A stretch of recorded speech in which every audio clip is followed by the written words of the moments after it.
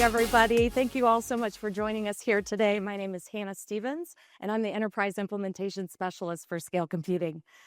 Joining me on stage today are Jesse Wolcott, Assistant Director of IT for Royal Farms, Jake Diana, IT Manager for Royal Farms, and Mike Lyons, Senior Solutions Architect for Scale Computing.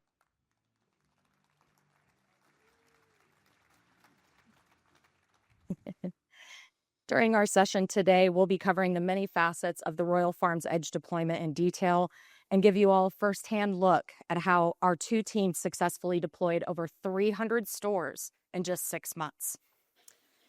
Jesse, Jake, Mikey, and I are all very excited to review how a small but mighty IT group was able to accomplish this incredible feat, and how SC technology like Fleet Manager, zero-touch provisioning, and disaster recovery helped to propel Royal Farms into a highly functional SC environment.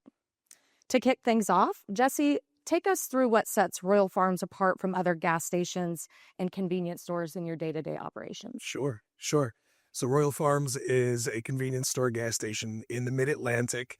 Our claim to fame is we have the world's freshest cup of coffee from bean to cup in 60 seconds or less. And if we want to click past that, it's our little video. The CEO loves this video, and so do I. So, and our other claim to fame is our world famous fried chicken, voted. Well, we were just dethroned, but last year was our USA Today best gas station food, and this is our coverage area of our 8 states, soon to be 9, with our 311 stores. Beautiful. All on the East Coast, correct? Mm-hmm. For now. Love that. Awesome. Jesse and Jake, there were 5 key challenges that your team was trying to solve for. Can you tell us more about your original environment and the challenges that your team overcame with the help of Scale Computing? Sure. So what we were looking for in our key challenges that we needed to overcome, we had to virtualize our legacy NCR Radiant environment while sort of looking forward to be able to support the AI and compute needs that we all know are coming. And Jeff coming on stage yesterday and saying, we need AI. I know it's coming for me. I got an email to that effect yesterday morning. So glad we have enough horsepower to make that happen. With the entire infrastructure team of Royal Farms here today, the high availability aspect of what we build, and Jake's going to talk a little bit more about the actual build.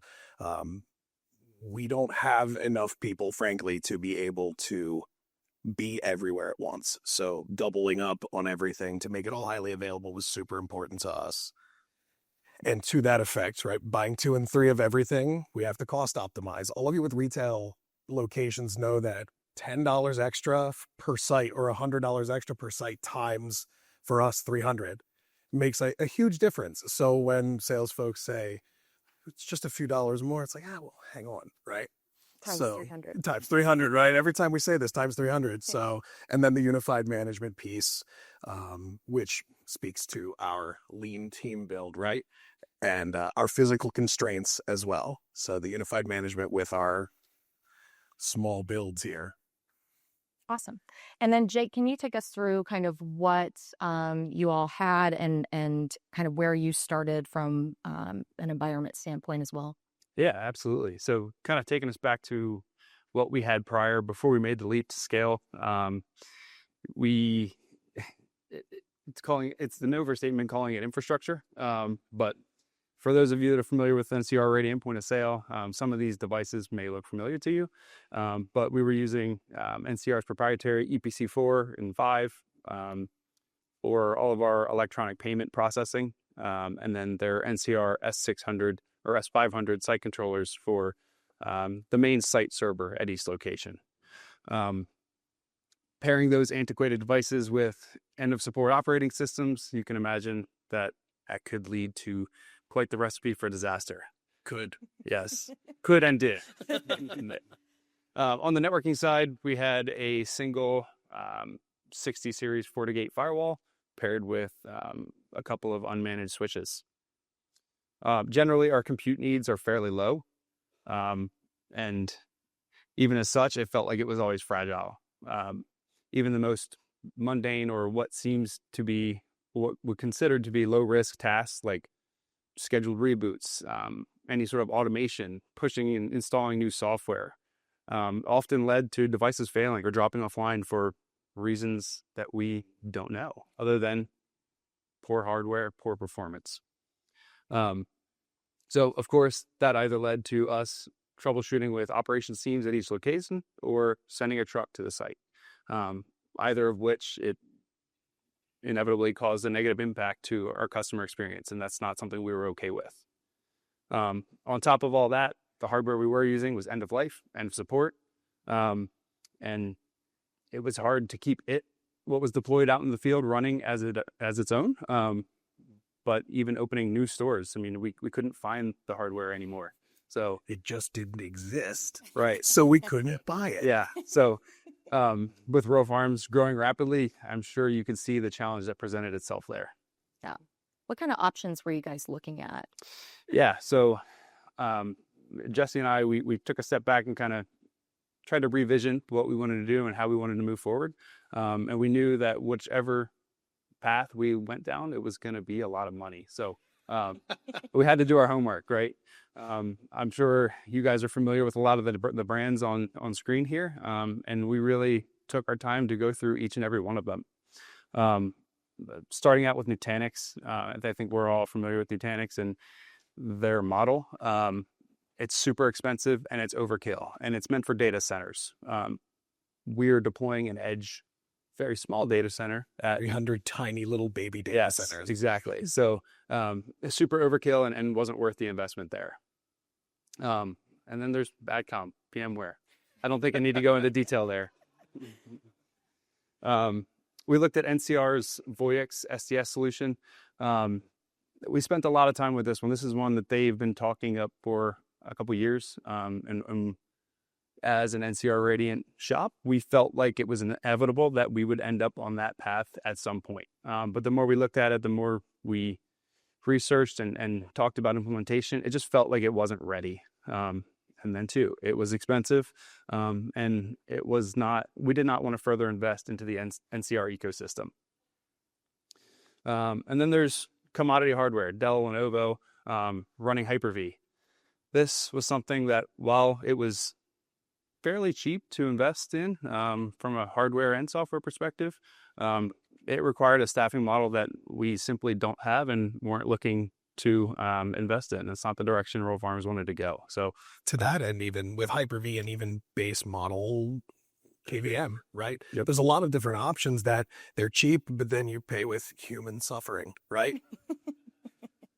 You wanted a platform, right? You wanted something that provided virtualization capabilities. absolutely, yep. So that really led us down to two options, and that was Scale and then Acumera. Acumera had a lot of hype, if you will, in the retail space. Had a lot of good words. Yeah. They said all the right words, but it was an expensive pricing model that was an OpEx subscription-based model, and it didn't really fit with what we were looking for. And their platform was also active-passive. It wasn't a true HCI solution. And then on the other side, they didn't really have something comparable to Fleet Manager, or their cluster UI was something that if you weren't working with computers or virtualization every day, you would look at it and say, what is this? What am I looking at? And they had a sort of forced knock model, Yeah. which is their answer to Fleet Manager was, no, you just call us. I don't want to call you. Yeah. I just want to look. Yep. So Scale checked all the boxes. It was a very promising solution, and we love the simplistic feel and look of the cluster UI, and with Fleet Manager on top of it, it gave us what we were looking for. Awesome. So if you guys can elaborate just a little bit more on why you chose Scale Computing above all of those competitors that you just mentioned. Yeah, sure. So it boiled down to a few key things here. The ease of deployment for us, again, the entire Royal Farms infrastructure, they shouldn't let us go places together. But we had to stage all of these stores to get them done in 6 months while still keeping the business running, right? We're 24/7 and we're an essential service. We're we have to keep things going. So that ease of use and ease of deployment was super important. The form factor to fit in our stores. We have stores from the 80s that called computers trouble a brewing, right? So we have these racks, and you'll see some fun rack pictures here in a little bit, that we had to really consider that form factor. So the Nux really helped us with that, and the AMT implementation, letting us have that data center feature set in a really super small form factor was super important to me. And again, Fleet Manager to help us kind of pull it all together. Awesome. All right, so let's talk about the first proof of concept store. I know this is a special gem. This was a in fun your night. guys'. Yeah. Yeah, this was a great time, wasn't it? Can you expand on the Middle River, Maryland deployment? Sure. So the tricky part about replacing bare metal configurations that are sort of out there, right, is that configuration management is, we'll call it best effort, right? And if I'm sure all of you out there have had those kind of things, our labs sort of didn't exist in any real way. And so we sort of stood up a proof of concept, and without customers and gas pumps and car washes beating on the server all the time, you can't get a great indication of how it's actually going to go. So for our sort of proof of concept, we just threw it in a store and just see what happens, right? And so we went live in, this January 29th of 2024 with an enchanted evening in Middle River where we trapped Mikey for 8 full hours, and only a few fun customers stumbled Had into great this. coffee all night. What can I Yeah, absolutely. That's right. So and there's no fun stories in the convenience store industry. So and that first night taught us a lot. I've done a lot of migrations and other HCI platforms before, so I was sort of dreading that piece. And turns out that the worst piece of all of our cutovers was not the scale piece. So we get the network up, scale clusters up, and then the night truly begins. So, which is a success story for scale, Yeah. right? So we stage it, we plug it in, and it goes, and then the point of sale folks do their thing. So, yeah, and then we woke up the next morning and it was still running. If you see my case study all over the place, that was not surprising, right? But we breathed a sigh of relief that everything was good. It went as we thought it would. Was that kind of your deciding factor to move forward with scale at that point, after seeing it in the field live at a pilot store? There were some trials and tribulations to work through. I wouldn't say those were scale related. Yeah. Radiant point of sale is a finicky beast. Yeah. So we had some things to work through, but yeah, I mean, it was definitely a step in the right direction. Awesome. All right. So what did you guys learn? What didn't we learn? So we talked about easy deployment, 300 stores, 6 months. The secret behind all of that is that we had a very large driving factor in PCI. So as it stood at that point in time, we had work to do. We were struggling to meet the requirements of PCI with all of our end of life and end of support hardware. So after we got our first proof of concept store implemented under the gun, we did what we had to do to set ourselves up for success to be able to handle the full deployment. And that took some creativity on our side. I mean, we talked about staging a little bit. We had a tricky situation because we were staging clusters and networks that were already live in production. So we couldn't bring the network online we couldn't bring the cluster online on its real network. We couldn't bring the network up. So we had to get creative in our lab, in our warehouse, and do some VLANing and some segmentation and some natting, so that we could build the clusters, bring them online, do all of our automation to pull all the VMs over and really spin the cluster up in a lab environment before it was ready to go live in a store. Bring the boat closer to the dock before we jump. Exactly. Yeah. And then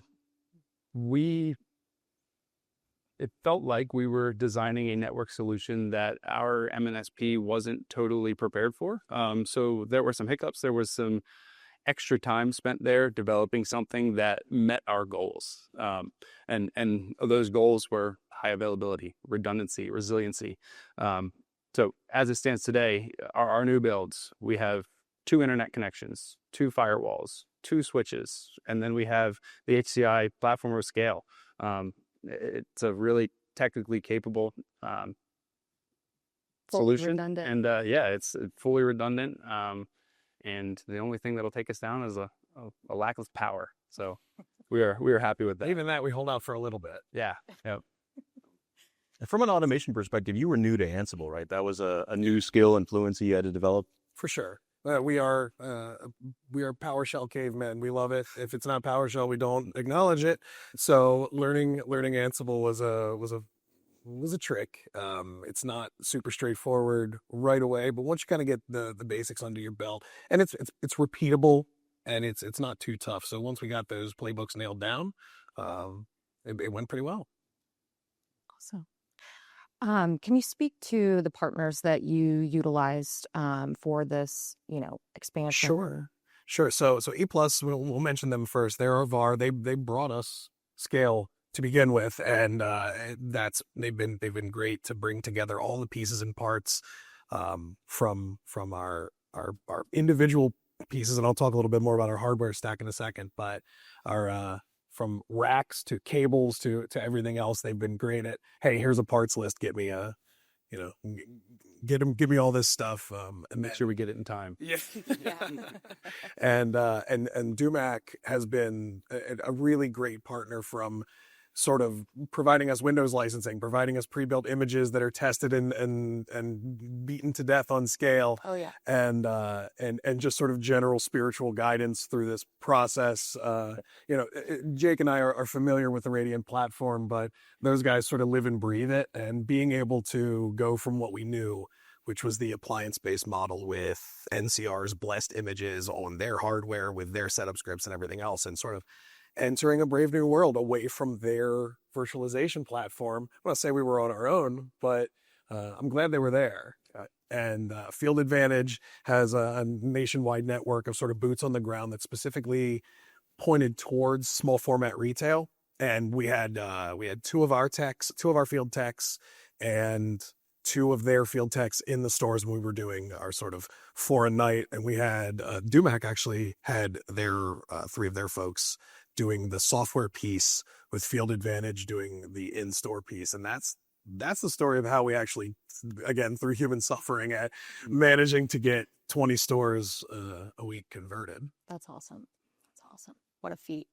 So what hardware platforms were you guys looking at? What were you interested in, and what did you eventually end up landing on? Sure. So Jake mentioned this a little bit. Our network is Fortinet, sort of top to bottom, from our data center to our MNSP to the stores. So we replaced one Fortinet firewall with unmanaged switches to 2 HA firewalls, 2 switches in a stack, and then a Digi serial server to manage the legacy devices, so we can still sell money orders and do our tank monitors and all that fun stuff. And that allowed our site controllers to come off of the sort of USB reliance. They had a serial port plugged into them. That's how the money orders worked for however long.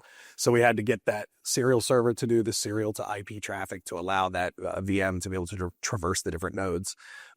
So as Jake mentioned, we'll talk a little bit more about it in the disaster recovery piece we'll talk about in a bit here, but 2 internet connections, 2 firewalls, 2 switches, 3 nodes means that we can take, and this is how we sold it to our owner.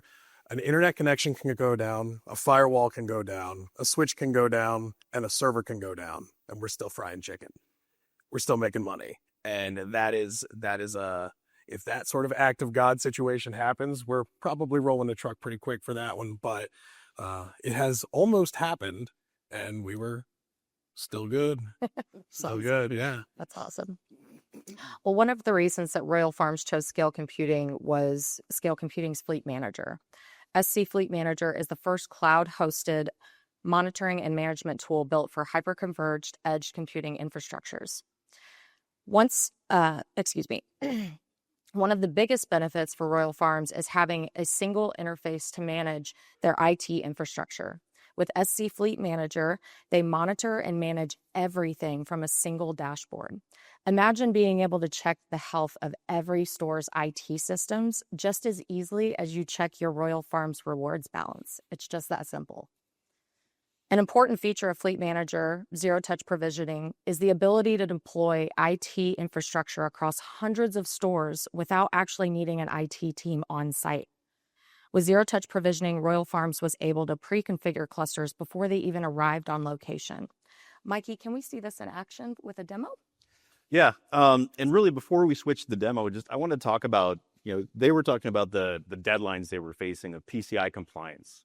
But at the end of the day, we're all technologists. When we get that gear, we've made that investment, and we want to start taking advantage of it as quickly as possible, right? So really with ZTP, and I take it for granted, as relatively new of a feature it is for scale, I really take for granted how easy it is and how ubiquitous it is now, because we're really asking you to answer three very simple questions. What is the hardware that I'm using, right? What is the network and the information for where that hardware is eventually going to land? And then I just need to connect power and network. One of the understated features of Fleet Manager is that it's acting as an asset tracking database. So all of the hardware that you procure, even before it is landed at its final resting place, is going to have visibility in Fleet Manager. So the hardware serial numbers, all the software license entitlements, those are all going to be accessible. So I can just select my hardware, give it the relevant networking and information. This is my cluster name. And then I connect power and I can walk away. Right. So I do have a video I'd like to go through. Unfortunately, is not a live real-time video. It was 17 minutes start to finish, and I'll talk about really kind of how amazing that is. But it is pre-recorded, so it's like frozen pizza. It's not as good as fresh, but I want to try and get the message across. So we did have to speed it up. So if we could start the video. The first minute really is just kind of a rehash of what we're doing within a Fleet Manager. And the thing I love about a Fleet Manager is that it really is the landing page that is an operations and support-centric view of your environment, right? It's that what's up, what's down, what am I needing to bring my attention to in my environment? I've got visibility into different versions of firmware. It's a very approachable, accessible, and scalable interface. They've got hundreds of stores. This is scalable up into thousands, right? But you just need a browser. And the other beauty of Fleet Manager is this isn't requiring any additional on-prem management VMs or orchestrators that are collecting and feeding this data. We're just basically consuming our own native APIs. But it is very easy, and we want to enable what I like to talk about is deployment velocity. Right, when you're facing a deadline like PCI compliance, or you've got other projects, or even just, again, like trying to take advantage of the investment that you made in the hardware, we want to make sure that you can get that rolled out as quickly as possible. Right, and Fleet Manager has two very low bars and barriers for entry. As long as I can get a cluster and a node with a recent scale firmware version image, and it says 9.2, which is pretty old now. But as long as I can get a node with scale firmware on it and I can get access to the internet, we don't need any sophisticated ports. I'm making an outbound SSL connection. That's all I need to get that cluster configured and staged. So all we're doing here is entering well-known information, right? These are well-known network attributes. We know what the network is for that particular site. We're going to give that cluster a name that's visible within Fleet Manager. The next thing we're going to ask is look at our list of assets. You could scan this with a barcode reader. In this case, I'm just going to type it in, the three specific serial numbers that I'm looking for. But again, if you've configured a scale cluster before, you grabbed a keyboard and monitor and ran sudo scnode in it, the fields that we just filled out are going to look very familiar to you, right? It's our LAN IP, our backplane IP, and our software serial number. We're just filling out those same fields here in Fleet Manager and creating basically a small configuration payload, right? That's going to live up on Fleet Manager because our scale nodes are by default configured to, once you get them connected to power and they've got an IP address, reach out to Fleet Manager and say, do I have a configuration? Am I a part of a cluster? If so, deliver that to me. There's a nice secure authentication mechanism that makes sure it's going to be a part of your organization. But I put together very basic information. I can create this cluster, and now it's going to sit waiting for me to deliver that hardware. And again, the assets in the inventory in Fleet Manager may not have even shipped or landed yet, but that doesn't matter. You can build and have configurations for dozens of clusters ready to go. This is not a process that has to be done serially, right? But again, we wanted to make sure that it was familiar. So if you were already doing cluster initializations manually, that it's going to feel the same, but also very easy for someone who's new to scale, that I can intuit very quickly from these fields what I need to fill in. And in the background, as the cluster is automatically configuring itself, we did speed this up. It was originally just over 17 minutes. And that was from the time I hit power on to the time I was able to log into the cluster and do the initial configuration.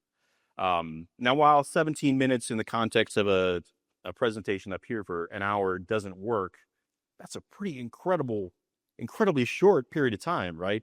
To go from 0 to the time I've got my lights turned on where I can now create VMs without me having to do anything except plug a couple things in and pre-configure that online. That's pretty amazing. And I think we take it for granted, and really want to make sure we had time for Jake and Jesse and Hannah to talk about their deployment. But I think ZTP was a real big part of them getting that rollout done and meeting that deadline, right? Because you're dealing with compliance issues. It's not just maybe projects, but you're dealing with PCI issues or meeting other governance and requirements needs that are dictating that you have to get that done as quickly as possible.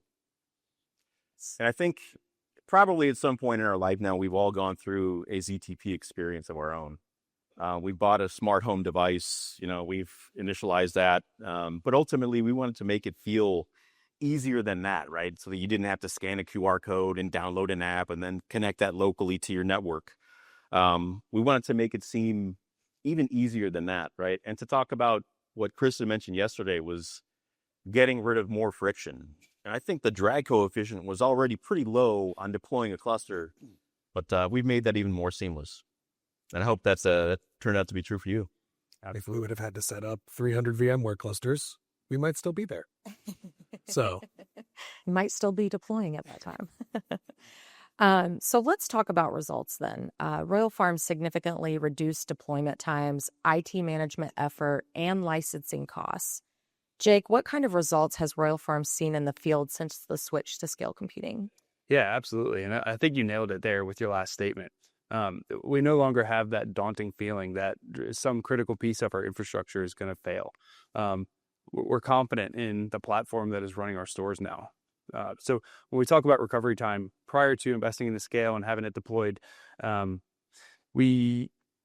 time we saw a P1 ticket come in, our first thought was, man, please let this store be less than 30 minutes and not 2 hours or 4 hours or 6 hours or even 8 hours away. Yeah. Because that is downtime. That's time we're rolling a truck, running a resource out to that site. Well, even more than that, right? If you're scared to reboot something, you can't patch something. And then sometimes a patch happens, and when do patches happen? In the middle of the night. Now the store's down. The store's 8 hours away. The store's down. No money. Now everybody's mad. Exactly. So we got a tech on the road and traveling, and then when they get there, they have to assess the equipment. If they can't recover it, then we're looking at another several hours of return to service, configuring another piece of hardware. So now we talk about reduction in recovery time and reduction in IT manager effort. We log into Fleet Manager. The ticket comes in, we jump into Fleet Manager, we connect to the cluster, and we see what's going on with the VM. If we can't recover the VM, it's okay. When scheduled reboots, right? Windows sometimes likes to be rebooted. And we would have these issues where we would log into a Windows 7 bare metal server that's been up for 200 days in this sort of overwhelming sense of dread, like, okay, we know what we need to do, but we're not sure we're strong enough to do it, right? Exactly. Yep. So, and if we run into an issue with the VM itself, we're taking snapshots. We'll clone the snapshot, we'll boot from it, we'll be back in minutes. So it's a very good improvement from 8 hours to literally less than 10 minutes. A 13-second response time with support is also a really great help for that as well, right? For sure. We really beat up the support chat. Sorry, guys. So this is a water-cooled environment. Yeah, we mentioned how we lost we lost kind of one of every device in a store, and this was when we were in the middle of our deployment. We're a couple months in, and Jake and I are working in the morning and at night doing overnights. We're setting up clusters, and this video, if you can't see it, is water from an HVAC line just pouring onto the rack. And the store leader sent us this video, and can you put a trash bag over it? Can you do anything?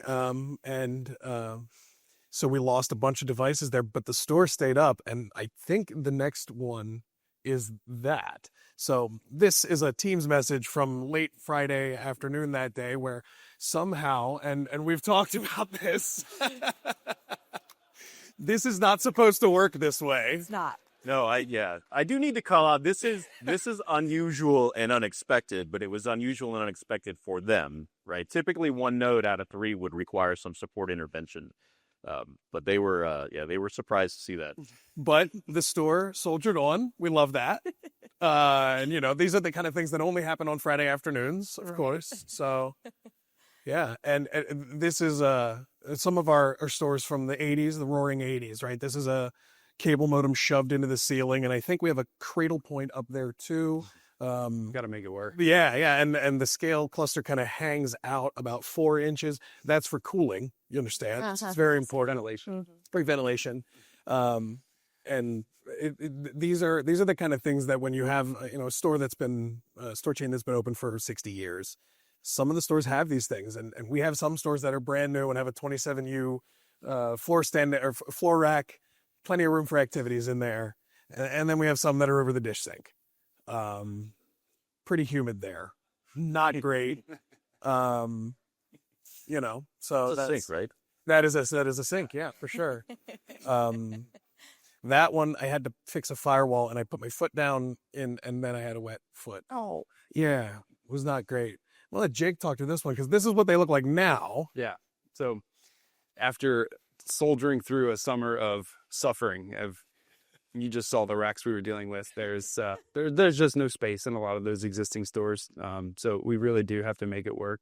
But you can imagine the feeling of zen that we get when we are constructing a new deployment in our warehouse and we have the rack fully built, everything deployed, staged, and ready to go. So all we need to do is ship the rack to the site and plug it in. It's a good feeling, and it's a lot more cleaner of a solution. And hopefully it allows easier serviceability for years to come. yeah, For sure. 100%. So I got this text message from one of our field techs after he pulled. We fry chicken, so he said this is if you drop this in the fryer, 250 for 300 for 7-8 minutes, you'd have a fried delicacy that should be served at fairs across the nation. And this is the kind of environments that we simply not here. Don't look at this. This isn't how we send back our. It's fine. But that's part of the reason we like the commodity hardware, because it's tough out there. Takes right? beating. It does. Absolutely. So what happens when something does go wrong, right? With traditional IT systems, recovery from hardware failure can take hours, sometimes even days. With scale computing, Royal Farms cut that down to under 10 minutes. Let's go ahead and see this in action with Mikey as well. Yeah, so let's roll this video. The beauty of this one is it is real time. It's about 2 minutes and 30 seconds from start to finish. And I like to talk about zero-touch provisioning as being plug and play, but the other side of it is unplug and play, right? What happens when a node, a piece of commodity hardware, ungracefully decides to retire itself? And that's what I'm going to do here. So I'm basically going to shut down one of the nodes. It's the first node in the cluster on the left, I think. And then I've got that VM console up on the right. But I'm paraphrasing an anecdote Jesse said, but basically, angry is the mob that shows up and cannot transact. So if they can't buy their cigarettes and coffee in the morning or their chicken in the evening, that's not the kind of crowd you want to be dealing with. Nobody wins. Yeah, nobody wins in that situation. It's not Oregon Trail. We can't write down all the receipts. We need to provide that level of automated recovery. So as soon as you create a VM on scale, if you've noticed, there's never like a high availability or, always on toggle, right? That's just the default behavior. So when that node went offline, we said, okay, we need to start running this VM somewhere else. We're going to make an intelligent decision of where those workloads get placed so we don't overload one particular node in the cluster, right? We want to make sure that they're balanced out. And then they're going to get a flurry of messages in Fleet Manager that'll be accompanied with email alerts, and then they'll create their case. But they didn't have to do anything other than, oh, I got a notification. The cluster itself, even if it was disconnected from Fleet Manager, is going to automatically be taking those highly available actions. It's going to automatically pick the best work or nodes to balance out those workloads, start them up for you. And again, this is a Windows workload. By the end of the 2 minutes, we're back and logged in. Windows has got its services online and ready to go. So we're talking about 10 minutes, but realistically, in less than 2 minutes, that workload should be restarted and running on one of the remaining nodes. And again, without having to, it may be a P1 ticket, but it's not going to require immediate action. It's not going to disrupt the store. You're still going to be able to transact, to operate, and really simplifying that recovery operation. Because then the next day, like we're talking about in 9.6, now they can just ship that replacement node out, and it's a completely plug and play experience to get that back in. So we undo the unplug and play. And taking that ZTP mentality for the ongoing life cycle, right? Managing the entirety of the deployment from initialization to application, workload, migration, conversion, all the way through to replacing hardware in the field.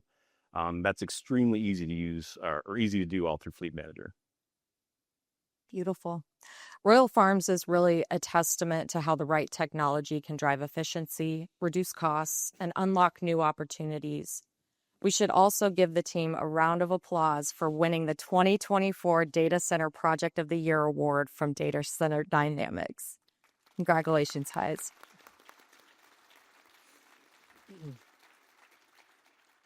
Just like Royal Farms delivers real fast, real fresh, Scale Computing delivers real IT simplicity real fast. If you're ready to transform your IT infrastructure with the power of edge computing, please feel free to come visit us at the Innovation Center or connect with us after this session. We're happy to talk with anyone. Royal Farms has also generously provided bumper stickers, which you will see on your tables or on your way out. Please make sure you pick one up as you depart. Lastly, as many of you may or may not know, our Scale Computing team has always felt like a village of helpful and innovative people, both internally and externally. We sincerely could not do any of this without all of you. Please give Jesse, Jake, and Mikey, as well as Jacob Smith, Benjamin Crow, DJ Waters, Vincent Narr, Dave Demlow, and our extended sales, support, services, and operations team a round of applause for this effort.